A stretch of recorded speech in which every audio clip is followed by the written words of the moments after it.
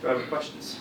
All right, Coach, just what's been the vibe around practice the last couple of days? Obviously, you guys are battling need of a win. You go on a road trip, coming up with Colorado. What's kind of been the focus here? We have to take a next play mentality and next play approach. Our next opponents are most important, and that's how we focused every game and focused on every game this season. So Colorado's our next opponent. We're preparing for them, very hard. And, we're going to go out there and we're going to compete, and that's what we have to do. But our guys have been practicing well. The energy's been good. The spirit's been good. Everybody just understand we got to find a way to win, and that's just where we are, and that's how we're approaching it. Coach, what's been most disappointing about not being able to defend home court as well this season?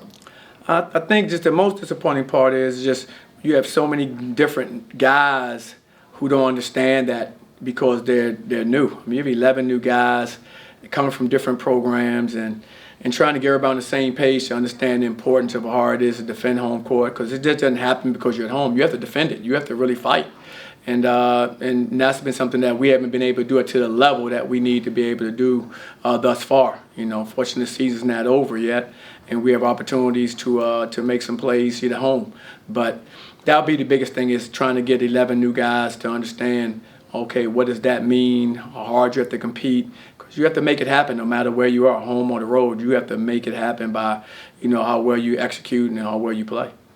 Johnny, how frustrating has it been over the last 5 games, especially defensively for you guys? That's something you've always preached, and it just seems like you guys it's just something that hasn't clicked for you guys during this stretch.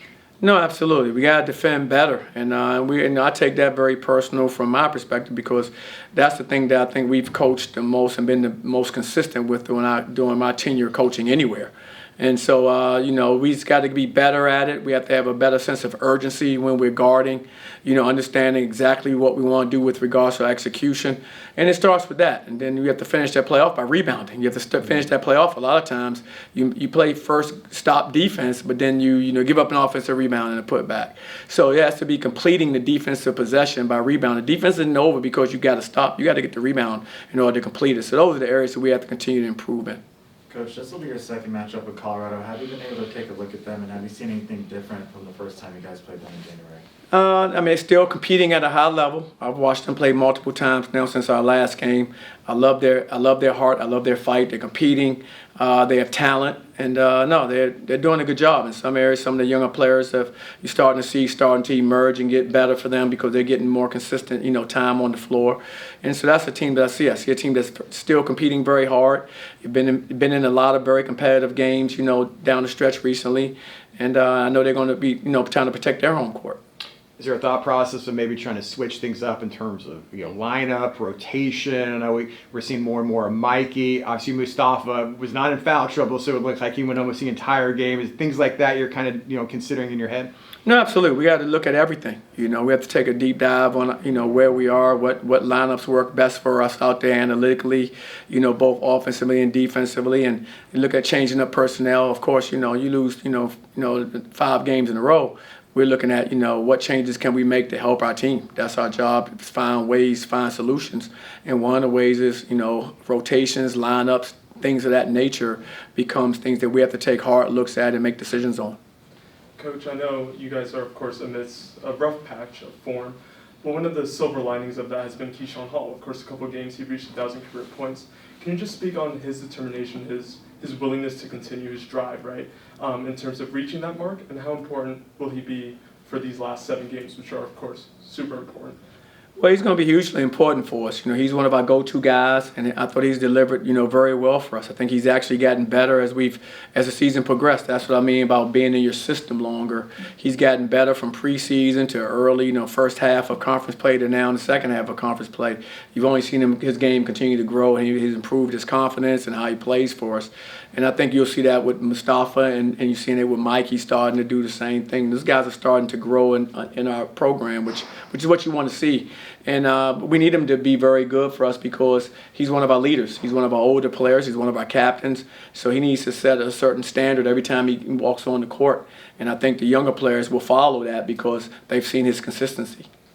Johnny, it's just human nature, but how do you keep players from not maybe trying to do too much during a losing streak, try to push too much, try to do a little bit something they maybe not accustomed to doing because they want to win so badly? No, absolutely. It comes from a good place. You want your players to care, and our players definitely care.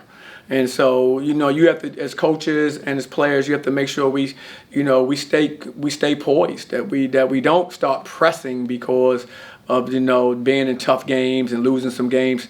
You have to stay true to what we've done in the games that we've won. You have to remember, what did we do in the games that we won defensively? What did we do in the games we won offensively? And you have to lean on those experiences and those memories and stay away from the forcing plays and pressing. Because, like I said, come from a good place, you want to win, you're going to try to make it happen.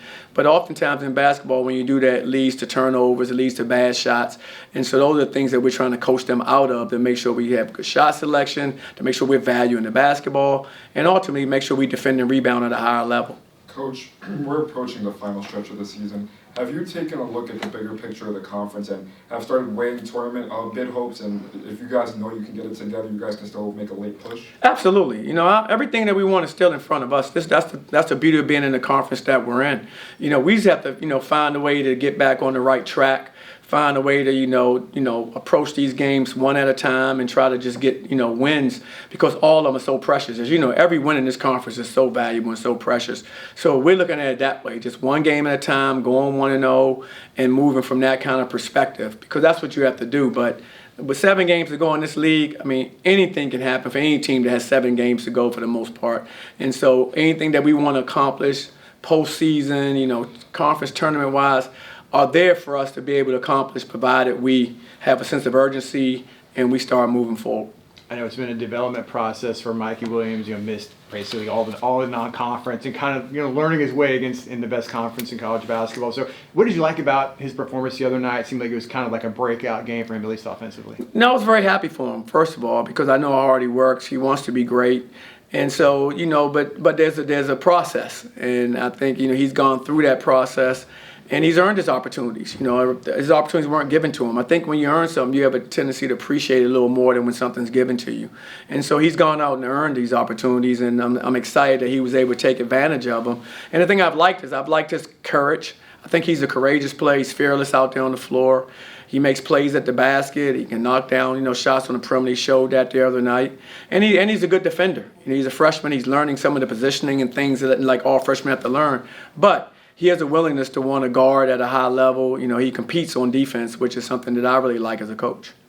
Coach, you're heading into a match against Colorado where you both are definitely hungry for a win. Can you kind of tell us the team's mentality heading into this matchup and against Oklahoma State, during this kind of drought that you guys are having right now? What's the mood in the locker room? Well, the mood in the locker room is we're hungry for a win, as you said. Guys are hungry. Guys are still talking about, things that we can do, as a team that are right in front of us. Guys are taking a next player approach from the standpoint of we can't do anything that happened in the past. We need to learn the lessons from those things, take those things to heart. We need to move forward and apply them in the games that we're going to face next, which means we have to apply the lessons that we've learned in our recent games as we prepare for Colorado.